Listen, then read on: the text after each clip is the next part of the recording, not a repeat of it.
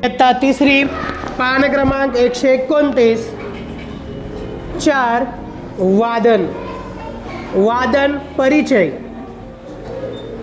गीता एक गोड गुणी मुलगी, नेहमी शांत असे. कुणाबरोबर जास्त बोलायची नाही, खेळायची नाही, सतत काहीतरी विचार करायची. तिला पानांची सळसळ ऐकायला आवडायची. पानाच्या थेंबाची टिपटिप असो किंवा सुतार पक्षाची झाडाच्या खोडावरील टकटक असो, हा आवाज ती मन लावून ऐकायची. देवघरातील छोट्या घंटीची किणकिण आणि शाळेतील तसेच मंदिरातील घंटेचा मोठा नाद कसा निर्माण होतो याचा ती विचार करायची. वेगवेगळ्या वस्तूंचा एकमेकांवर आघात झाला किंवा दोन वस्तू एकमेकांवर आदळल्या की त्यातून एका विशिष्ट प्रकारच्या आवाजाची निर्मिती कशी होते हे तिला समजेना. हीच शंका घेऊन ती शाळेत संगीत शिकवणाऱ्या बाईंकडे गेली.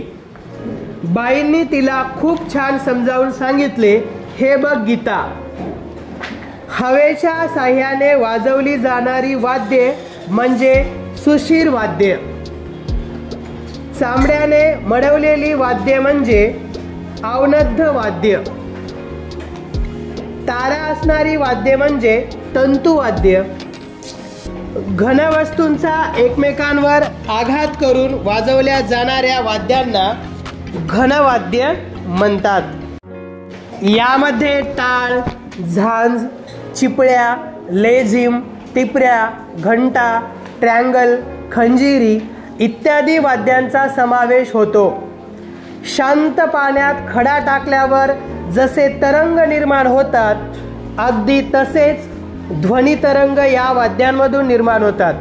त्यामुळे त्या वाद्यांचा आवाज आपणास येतो.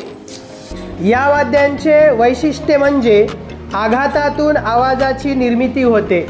ही वाद्य साथ संगत करण्यासाठी वापरतात. माहिती सांगत सांगत बाईंनी संगीत वर्गात नेले.